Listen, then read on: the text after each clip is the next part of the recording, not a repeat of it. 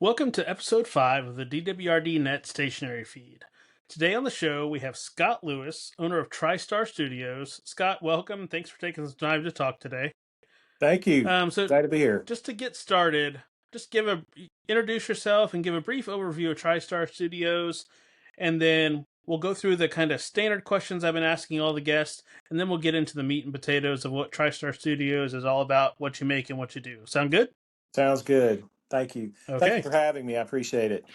My name's Scott Lewis. I own a company called Tristar Studios in Middle Tennessee. I've been making pins probably about 8 years now. Started out making what a lot of people would call a kit pin. Did that for about 5 years, and been making custom bespoke pins for about 2 years now. So prior to making pins, I had some experience in a woodworking. I started making cutting boards and various other things, and so I like working with my hands, and I like creating. And so making custom pins for people gives me that sort of creative outlet that I enjoy. Okay. Yeah, and you can tell if you've never seen Scott's pins, and be sure and look in the show notes or the video description if you're watching the video. We'll have links to his website and social media and whatnot.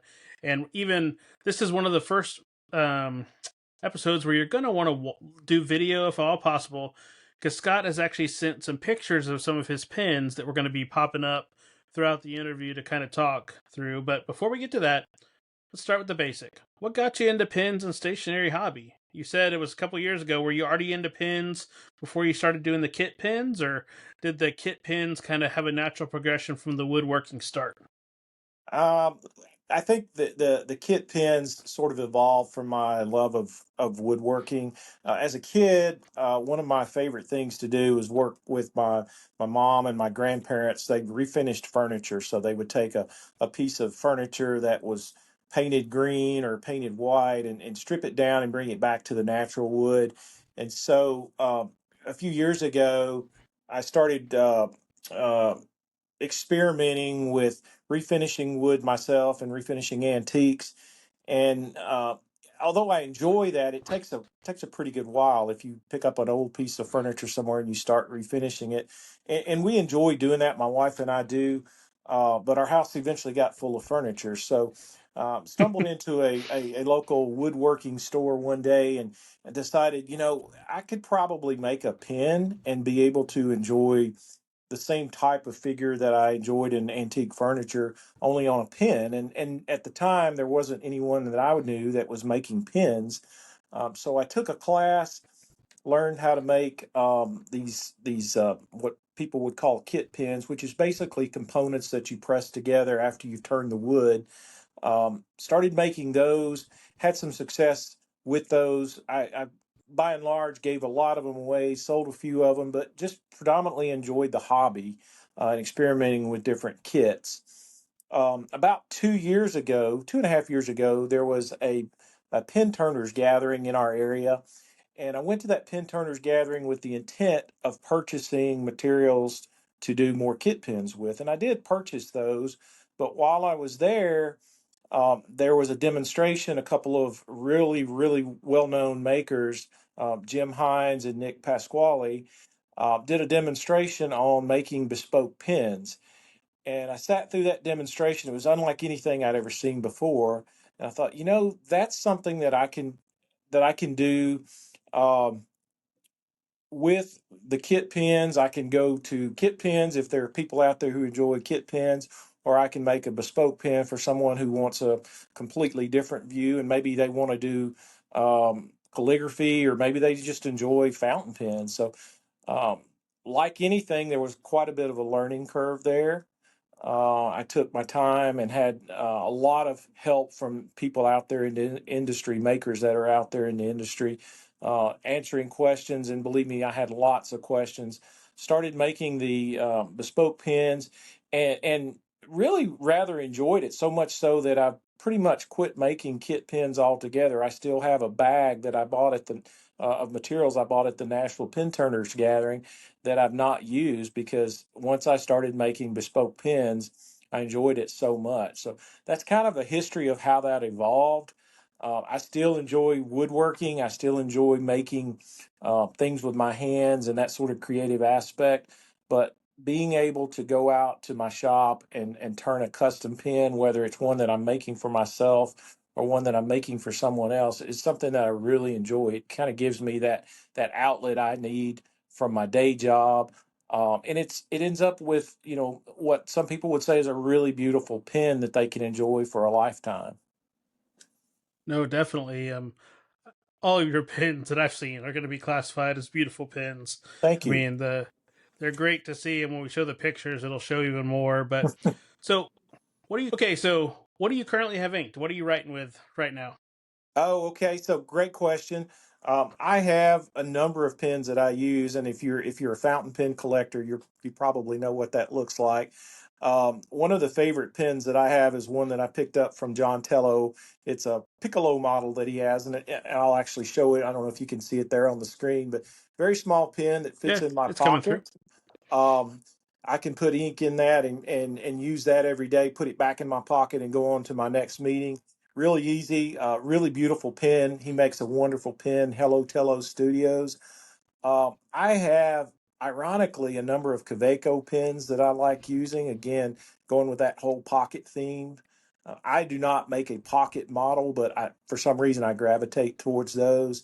I also picked up the other day at a um, coffee that I was at, a Diplomat Viper, which was one of the few factory made pens that I have. It's a brown Viper pen, has a really fine nib on it that I enjoy writing with. So um, that, and along with a few pens that I've made myself that I sort of trade in and out in my pen wallet. That's usually what I use, and occasionally I will end up having a pen that someone shows me that I'll trade for. I traded, or actually purchased a pen the other day from another maker that I thought, here's one that I could probably make that, but the material was so beautiful that I don't think I could duplicate that. So ended up picking up a pen from Nick Pasquale the other day that is absolutely amazing. But I usually trade pens in and out. But the one thing that's consistent is I'll usually have one in my pocket, my front pocket. Gotcha. So, if you had no budget, someone could give you any pin that ever existed, what would it be? Oh gosh. I just came back from a show in Atlanta and I saw some really beautiful pins, but I didn't allow myself to pick those up. Just because, I look at those pins and I'm the kind of person that if I have something really nice like that, I'm probably going to set it down somewhere and lose it. Um, I, I, I honestly, I will carry. I've got this little big pen that I carry around in my notebook. I've had this pen for years, and I will never lose that pen. But you give me a Visconti or something like that I've spent lots of money on, and the first thing I'll do is either drop it in the driveway and break it, or I will lose it. So I don't allow myself to even venture out there. But there are certainly some beautiful pens out there that I admire, and for people who collect those pens, I certainly admire that. But I am just not. My wife will tell you that I am one of the people that will lose things. So it just isn't worth my investment to try to go there, Derek. But thanks for the ask. No, I look at magazines and I think, here's a 14 karat nib, and I would really love to have that pen. But I will tell you, I would be the first one to drop it on the ground or lose it. That's no, just how I that am, and I admit it. that's It's a fair. fault. That's fair. So, what about inks? What are your ink preferences? Or do you stick with the same inks all the time, or do you like to experiment, and get new inks? Pretty What much the kind of ink? What are you same. inking up in your pens? Pretty much the same.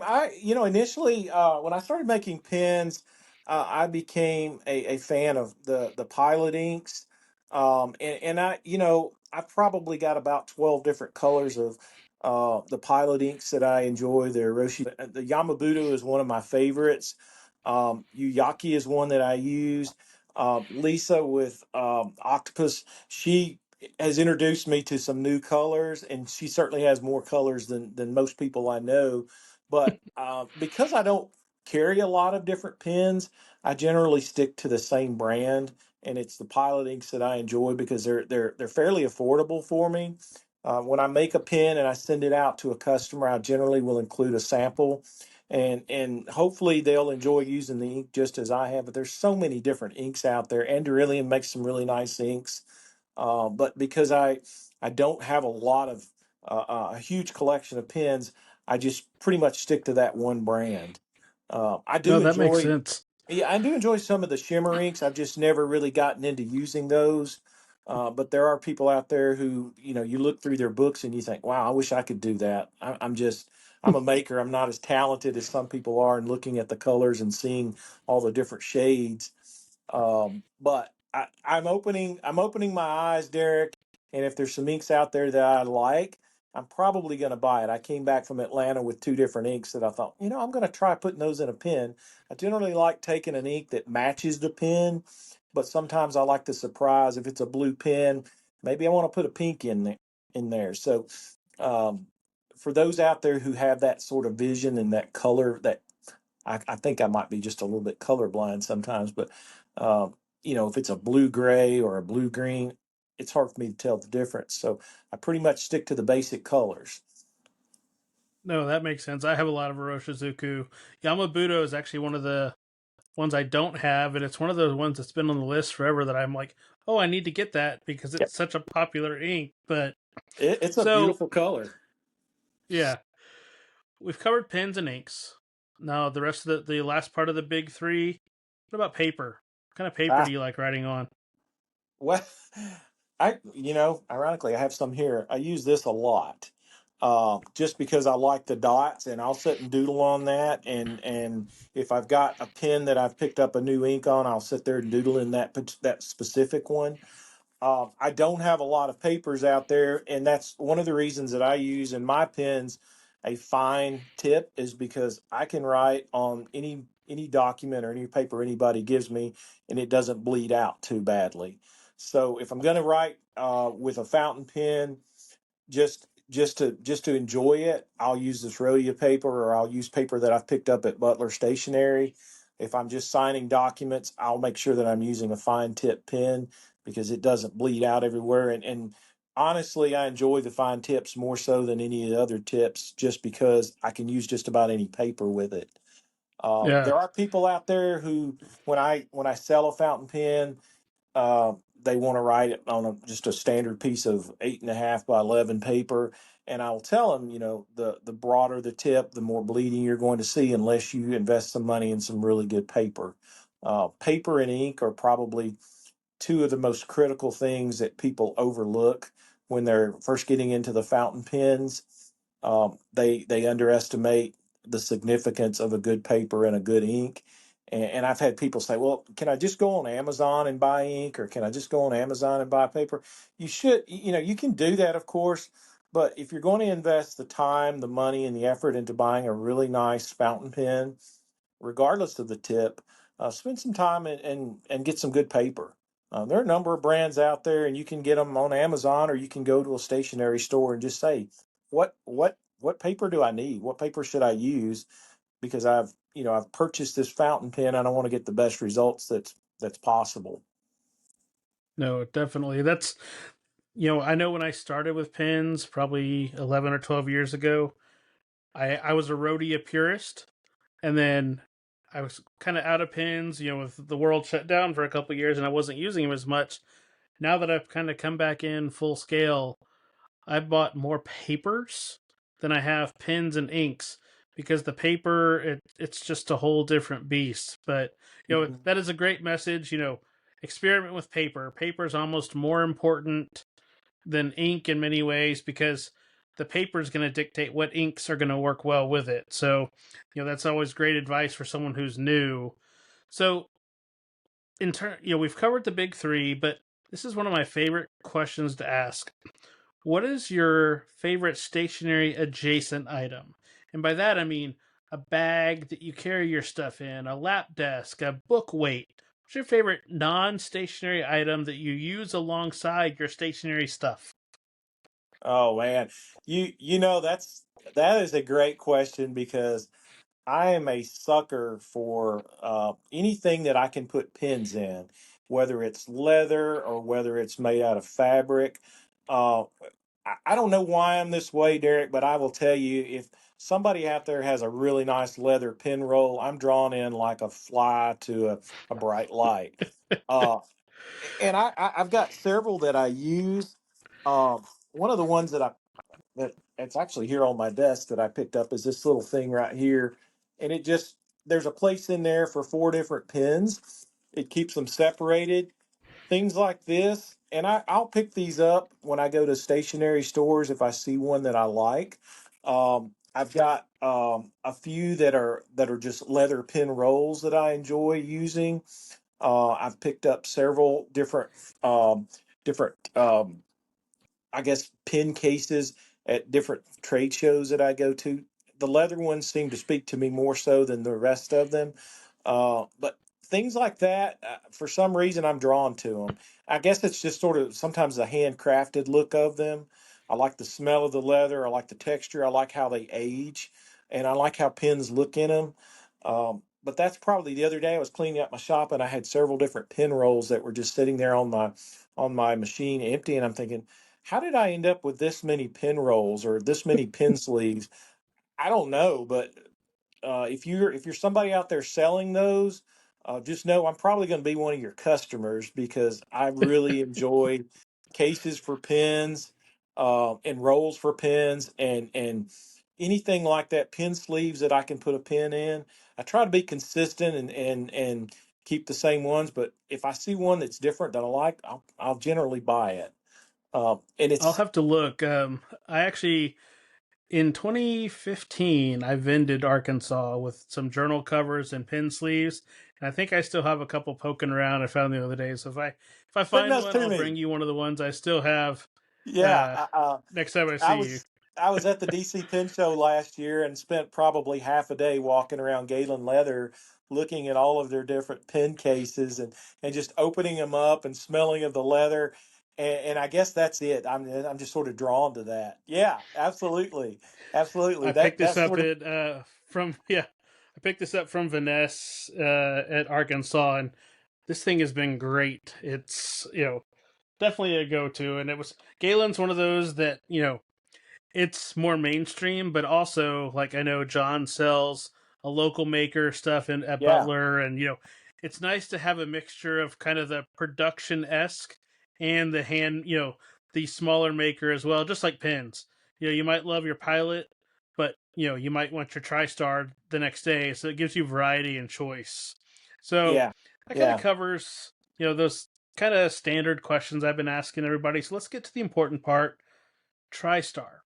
Now, you already kind of talked about the history and whatnot, so I'm going to skip that question that I had on the list because we've kind of already covered it and get to something that's not pin related, but this is actually how I found out about Scott. I bought this at Butler. It's a little pin tray. And, you know, the best part is the quote on the back: sleep when you're dead. Today we enjoy fountain pens. And, so what got you in? Did this Was this after the pins, after the kit pins, or after the bespoke pins? When did you get into making like the little pin stands? Because that's one of my favorite things. This sits on my desk and holds pins every day. Yeah, yeah. So it kind of goes along with my love for wood. I had a good friend, Luke Weichman, who runs Papa J Woodworking up in Normal, Illinois, and he had sent me a file and said, "Hey, can you make this? I know you've got a CNC machine. Can you make this file? Can you carve it out of wood?" And I did. And it held two pins, and it looks just very similar to the one that you have there. And I thought, I could make this. I think I could speed this process up a little bit easier on my CNC machine, and I could make um, pin rests that would hold one pin, two pins, three pins, or ever how many pins someone wanted, just by going in there and changing the pattern and creating a different um, profile for it. So I put that together and ran it, made a few of those, and one of the benefits of it was I had plenty of wood because it doesn't take much wood. I had purchased some scrap wood from an individual that was going to throw it away, and I said, I can probably make something out of it. If not a pen, I can make something else.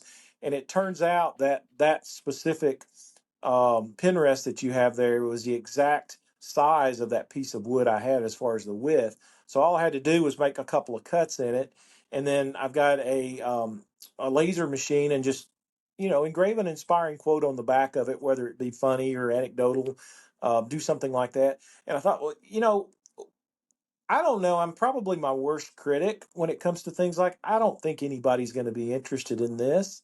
It's not something that a lot of people are going to want. It's pretty simple. So I took it over to my friend Jonathan's stationery store, and he said, I think people will be interested in these. And so I took several over there, and I think he sold out of them the first week that he had them, and we made some more of them. But some of the feedback I got was, let's try one with just one pen and see how that looks. And so I went back to the drawing board, got my machine out. I have um, a router table that I just routed out a slot and thought, this probably isn't much. In fact, I made several of them for the Atlanta Pen Show recently and just threw them in a bag. I thought, nobody's really interested in these, but surprisingly, people like stuff to display their pens on. And some people like, I want to hold one pen. Some people want to hold more than one, but I can kind of customize that. So if somebody wanted one that would hold several pens, we could do that. But just again going with the theme of I enjoy woodworking and kind of pushing myself to try new things. That specific one that you have there, I'm not sure why I came up with the idea of putting a quote on the back of it, but I think it was just to get somebody to pick it up and say, okay, what does this one say on the back? Oh, what does that one say on the back? Because if you see it just sitting there on the shelf, you're probably going to say, oh, that's a pin rest. But if you pick it up and turn it over, it's like, oh, what's this one say? And it may speak to an individual if they put a quote about pens, or if I put a quote by someone famous, may speak to them. And it's that simple. Just doing something that kind of goes along with the pen theme, um, whether it's one pen, three pens, two pens. I think it's something that kind of adds to the craft a little bit, and it certainly adds No, to my definitely. enjoyment. Because I know I did exactly that. First time I went to Butler Stationery, oh, look at that. It's a pen stand because I didn't have one. And then I look at the back, oh, it's got something on it. So then I looked at every single one that was there and then chose the one. So, I mean, your intuition was exactly correct because that's Yeah, exactly what I did. yeah. Um, Pick it up and which turn it is kind over of and see funny what for it you to say says. that. And I'm like sitting there thinking, yep, I went through each one. I was like, oh, I want this quote. And that's Yeah, the one that came home with me. yeah. Well, if you So, pick it up, there's a good chance that you're going to buy it, right? yeah. Um, So you've talked about your love of woodworking and whatnot. Now, do you prefer working with as you're making pins? Prefer stabilized woods, or do you like the resins, or do you like to do a mix, or what's do you have a favorite material to work with? Oh wow. So for the longest time, while I made component pins, kit pins, that's all I used was stabilized wood. And the reason that I enjoy using stabilized wood is because it turns a lot smoother. In my opinion, it looks a lot nicer when it's finished.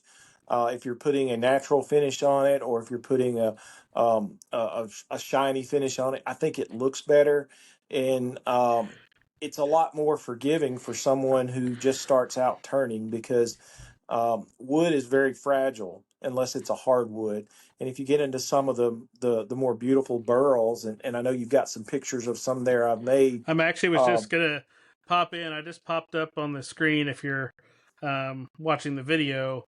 These are a couple of the pictures Scott sent to me to kind of have to be able to show, and the shine of the wood, the polish and the finish is just great on these, and that really shows the wood.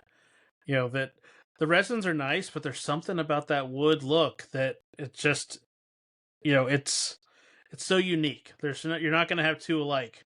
That's right. And that's one of the things I enjoy about the wood is you can get two different pieces of walnut, turn them into two different pins, and they're each going to be unique. They're going to have different grain patterns. When you get into the burls, the thing that I enjoy about those is I can put those together on a table, and people will come up and look at those pins, and they'll start to see things that maybe I didn't see.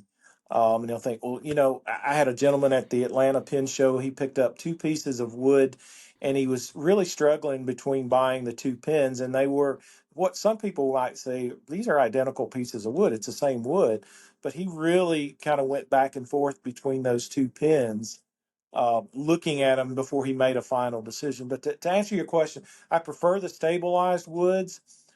Some woods aren't necessarily um, built to be stabilized. If it's a hardwood like ironwood, for example, not necessary to stabilize it. And Bonya wood, you don't necessarily have to stabilize that. But when you get into some of the maple wood, some of the more fragile woods, some of the more fragile burls, I think it works better if those are stabilized. And I can either have those stabilized before I get the material to me, or I can stabilize them once they come to my shop.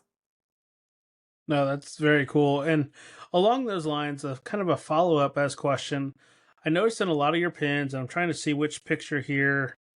Yeah, this one's good. Let me pop this up. Click on the right screen so I can make it show up. So these are actually video clips. This one on the far right.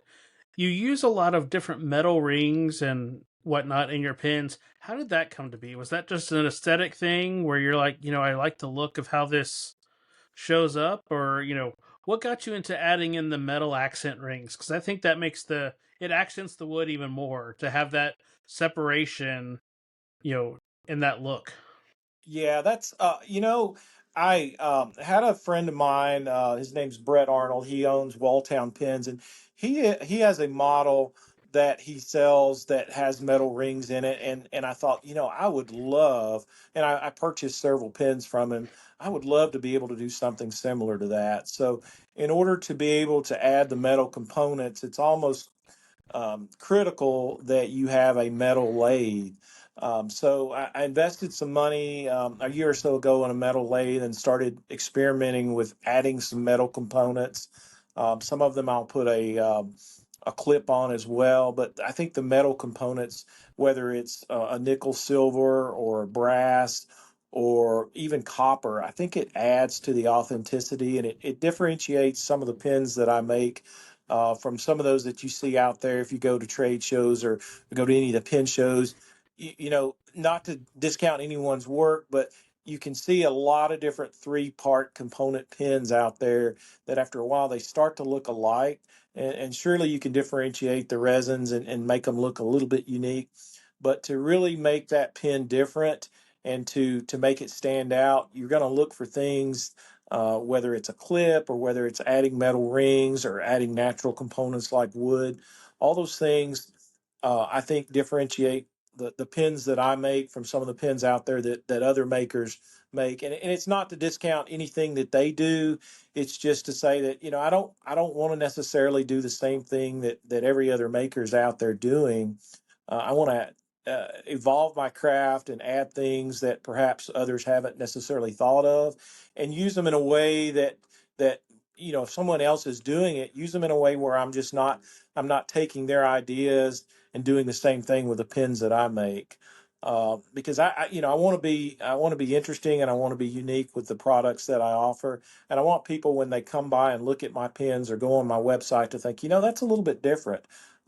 Maybe this is something that I'll take and invest my hard-earned dollars into and enjoy.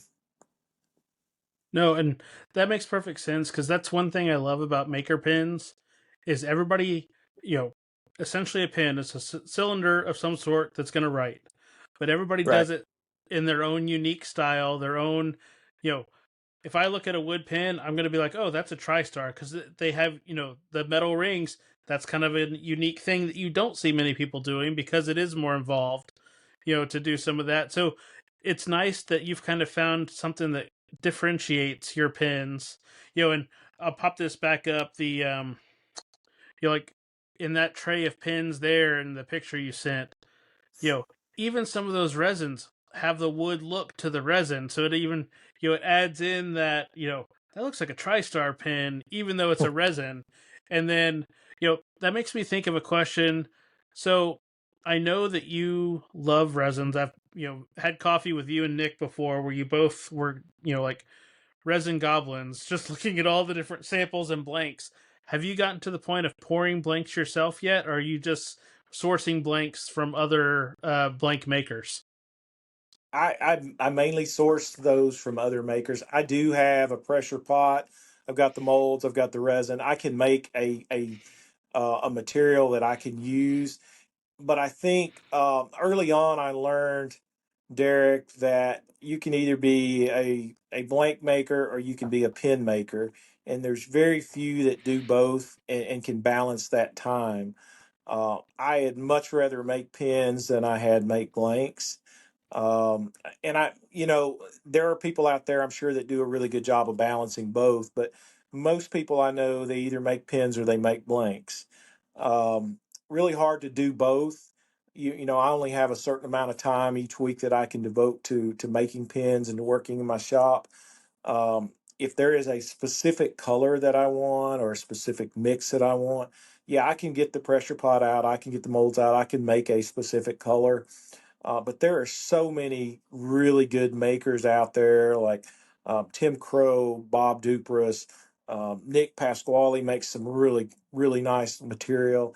There's so many of those folks out there that I'd much rather say, you know what, send me a couple of those blanks and I'll make the pen. And that way I'm not having to spend my time mixing resins, putting it in the pressure pot, waiting for it to cure and that sort of thing. So yeah, it's possible to do both. I'm not one of those people that can balance that really well. And I recognized early on that, like I said, I'd much rather be a pen maker than someone who pours resins and experiments with the colors and that sort of thing.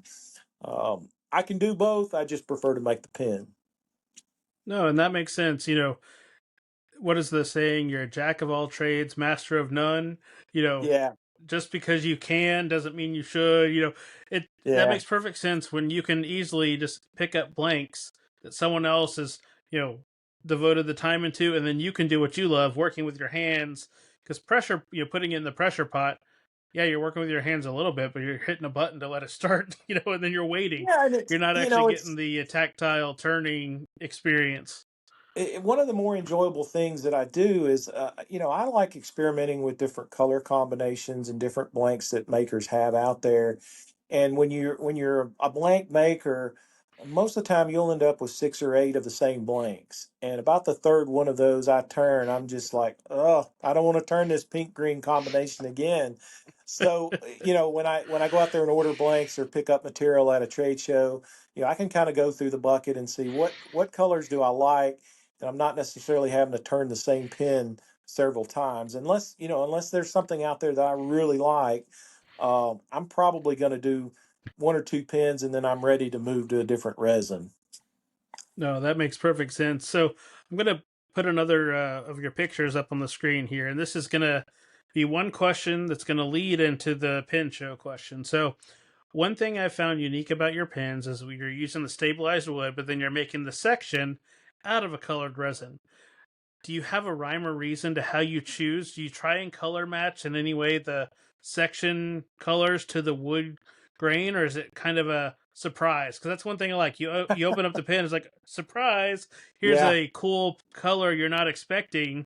Most people, like you said, there's a lot of three-piece pins where the section and the body and the cap are all going to match. And on yours, it's like, okay, look, it's a three-piece pin. But then you open it up and it catches you off guard. You're like, oh, that's cool. That different look. So how did that come about? Was that just another way of trying to differentiate what you make from others? yeah, I think so. I've got, if you know very many people that make pens, sometimes myself and other makers will kid one another. Are we pen makers or blank collectors? I literally have tubs of blanks in my shop that I can choose from, and so as I was making resin pens, it was really kind of cool to go out and just choose a resin that I like and make a pen out of it. Oftentimes, I like mixing solids with some of the more intricate swirls, and I enjoyed that kind of off I don't know if you call it off-site or off-putting, but it's more or less, don't make a pen from section, barrel, cap out of the same material. If you can sort of coordinate the section to be a little bit different but yet the same, I think a lot of people, when they open that cap, they expect to see something that matches the barrel or something that matches the cap. And when you have that sort of surprise, particularly on a wood pen, people will open up and you can almost see the expression on their face. They're like, "Oh wow, this is interesting." Um, and so, to answer your question, I don't know if I try to match the resin to the wood as much as I do. Hey, does it kind of look okay? Does it look like it coordinates? And when somebody opens that cap, are they going to be pleasantly surprised? I had one the other day that it was a beautiful Cocobolo burl, and when you open the cap, the section piece was a bright pink, and you could almost see the expression. People either loved it or they didn't like it at all, and they quickly went to something else. But I kind of like that surprise factor. I do have the ability to just put the black ebonite in there as well for those of us who are more traditional. You open it up, you expect to see a fully lined wooden pen, and oh, by the way, I'm not really into these crazy colors, but there is an option there to do just a solid color ebonite or a solid color resin as well. But I kind of think it's fun to add that different, those different materials to it. I've only been making the wood pens for maybe 3 months now, and I debuted those at the Atlanta Pen Show. Didn't have any of those up on my website, and it was really kind of fun to watch people's expression as they came and they took the cap off. And I want people to handle those pens. They would take the cap off, and you could almost see, wow, this is fun. Haven't seen anything like this before. So I kind of enjoy that. But if somebody has a specific taste, or maybe they want a black or they want a solid green, we can do those as well. No, that's the one thing about maker pins that's great is, and I said this when I was talking to Daryl from D Squared Arts. You know, you might come up and hand me a pin, and I'll be like, that's just, I don't like the look of that at all. And then you hand it to the next person, like, I've been looking for this for my entire life, and it's the best pen ever. That material, it speaks to you. Because I know Yeah, when I bought my Magnolia pen at Arkansas, I was looking all through the table and stuff, and then I look down and I see the one, and I'm like, oh no, that's it. As yeah, soon as I saw that material, I was like, that's the pen that's coming home with me. It was a done deal. So it's just a matter of finding that person who's looking down at your website, or looking down at the table, looking on your website, looking at your Instagram as you're posting new stuff, and they're gonna be, you know what? That's the pin. And even if someone gets it before them, you can find something that's similar, but then it's also going to be a little bit of a surprise when they open it, when they get that, a similar color theme in the section, but it's not going to be exactly the same. And I like that. That's a yeah. unique Derek, thing with maker pens and materials. I have made pens before that I finished and put down on the table or put up on the website, and I think, oh my gosh, I must have been colorblind when I made this pen. I cannot believe this. And ironically, that's the first one that someone gravitates to because it's different. Um, Yeah. I think we can all agree that everybody has a different taste, and so what appeals to me may be something that you don't necessarily like, and it's a big investment. So I want people to pick out a pen that they like, and if somebody says, "Hey, I like this green and brown pen, but I want a pink section with it," that doesn't sound very nice to me, but to them that may be the perfect pen. So we'll try to make what they want because it's their pen. Well, and if you think, like you talked about earlier, I'm not 100%, but in general, I will try and match an ink to a pen. So it might be that someone's been waiting for that pink section on a pen to match with the pink ink they've been wanting to buy, but they don't want to Right. buy the ink until they know what pen it's going to go in. I know my wife, as she's gotten into pens, as she gets a new ink, well, what pen's that going to go in? Because I love all the ink that's in all the other ones. So then it's like, okay, I guess you're getting a pen to go with it. So it kind of follows She along that, she goes in the that opposite color direction matching. than I go. I go to the pen first, and then I try to choose an ink to go with a pen. But that's Well, it's a okay. little bit of, it's a mixture. I mean, there's been some both ways, but I think that's unique because everybody has their own process. Um, and I'm not. I tend to, once I find an ink that's in a pen, I'm going to put the same one in there because there's a reason I chose that ink. I don't change them very often.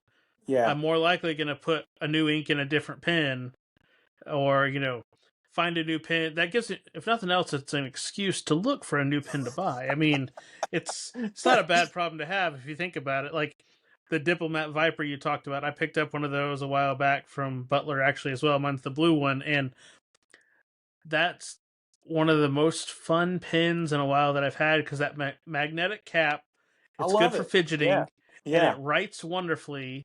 And at Arkansas, I had 4 or 5 people try it, and I think 3 of them bought one from Vanessa.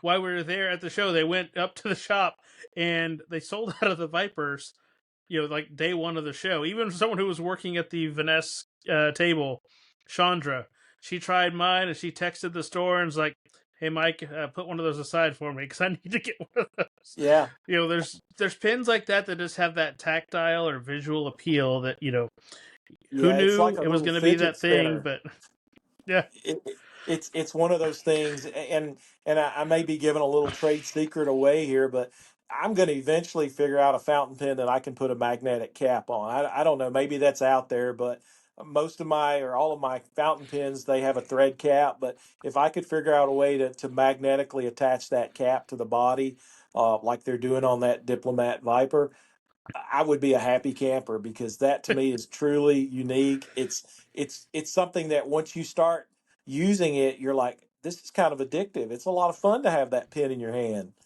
yeah, it really is. So I'll pop this picture back up, just and then I'll come back on and we can talk about it. But you said you were recently at Atlanta. Now, was this the first show that you've actually vended this year, or did you vend last year, or did you just go as a attendee? Well, this is the absolute first show that I had a table set up, and I was really quite terrified. I'll tell you a little bit about that. But I had been to the Atlanta show before, back in 2024. I was there just as an attendee, and really kind of got my feet wet as to what to expect, what sort of materials people were using, how many makers were there, and just thoroughly had a great time. And later went to the DC show and had a similar experience. I didn't set up a table, just kind of went around and looked at the materials and looked at the pens that other makers had. This year, I don't know what I was thinking, but early on, I said, I'm going to try to have a table in Atlanta because it's a 4 hour drive from where I live. I thought, I can go down there and set up 15 or 20 pens and just see how people respond. So I put my name in the hat, got a table, made my hotel reservations, and took 42 pins to the show. My wife and I went down on a Thursday and spent the weekend there, and the response was really very positive. I'm probably going to do that show again, and may even consider doing some other shows as well. But just the support that I had from other makers and the customers that came by and visited with me, it was really gratifying to know that there's a product out there that people come by and they appreciate, they pick it up, they enjoy it. And I've gotten several people have reached out to me after that show and said, we really appreciate you being there. Never knew that there was a wood fountain pen that I would enjoy. It's different, and so I think to answer your question, first show probably won't be my last show. I'm probably going to look at maybe doing some others in 2025, maybe 2026. But by and large, I'm going to continue to try to innovate my product line and put some pens out there that stand out from what others might see or bring to the show, and hopefully have the same kind of positive response that we had at this past show. No, that sounds great because I know we talked earlier before we started the recording that Arkansas is a great show because it's about 1 extra hour of driving, but it's a nice small show, a decent number of makers, and like you said, and you make a different type of maker pen, and there's going to be a different audience because there's some people they don't travel to the bigger shows; they go to their local show, Yeah. but then it's the word of mouth after the fact when their friends see that pin. Oh, what's that pin? What's that pin? Because I know I was watching Lisa Olive Octopus Inc.'s Twitch stream the other day after the Atlanta show where she picked up one of your pins and she showed it on there, and there was a few people like, "Wait, what's that pin? Who's that? How do I get in contact with them? Because that's actually when I sent you a text asking a question because someone was asking in the stream. It was like, well, I can get an answer to that because I'll just text Scott and ask him. So, it's that word of mouth when people see it because it is different, it's unique. And that's the nice thing. So that kind of leads into my next question of you sell through your website. Where else, besides pin shows on your website, where else can people see your pins? You you were at Atlanta, and I believe Butler Stationery carries some of your pins as well. Mhm. So where else? How can people get in touch with you if they wanted to do something different? Is your website your best way, or Instagram? I know you post new stuff up there every so often. How can people get in touch with you? Yeah, message me on Instagram. I check that several times a day. Also, my website, you can reach out to me on the website. I do plan to be at a couple of more shows in 2025. Right now, I'm planning to be in the St. Louis area for that show. Also, I'll be in DC July 31st through August 3rd. I don't know if I'll have a table in DC because those are pretty well sold out for the time being, but I will be there. The easiest way is to reach out to me on Instagram at Tristar Studio and send me a message. No, that's great. And my final question as we start to wrap up, and you've touched on this a little bit, but what's next for TriStar Studio? What's next? Well, I'm going to continue to innovate some of the models that I'm making and add some potentially different burls. I'm not necessarily looking to use just your standard oaks and walnuts and things like that. I'm looking for interesting material that perhaps might be um, something that you don't see every day. And I think from that perspective, each pen will truly be unique. I'll continue to look for ways to make my product different than what you might see out there that other makers have, just because I think it adds some visual appeal. I also, I'm going to continue to work with clips and eventually hope to make some handmade clips to go on some of my pins. So there's the wonderful thing about this craft, this business, is that the possibilities are endless. I know it's a cylindrical object that people have been using for thousands of years to write with, but there's so many different ways that you can innovate and make pens unique. And so I'm going to continue to push myself to do some things that perhaps put me outside of my comfort zone.